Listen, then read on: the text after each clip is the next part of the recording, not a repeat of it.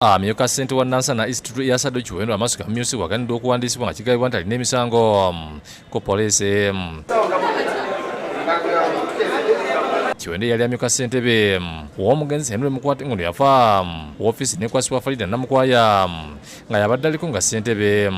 Waliwo enkalu mu kuwaayo sitampu nga Kiwendo naye agyetaaga kubanga yali amyuka omugenzi. Kiwendo wa NUP nga Farida Namukwaya wa NRM era bw'atuuse ku mmeza nebamutegeeza nti ajja kuwandiisibwa n'asobola ekyokola.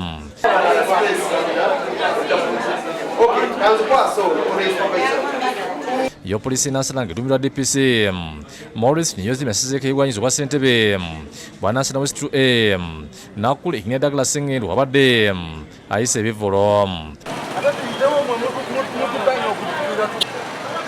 Polisi ekutte ebidongo n'emusiiwa Tayiga n'emujja ku mmotoka n'ebyuma n'emuyingiza Kabangali.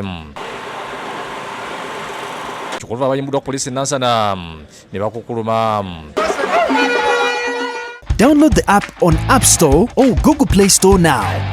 Vision Digital Experience, the future of media.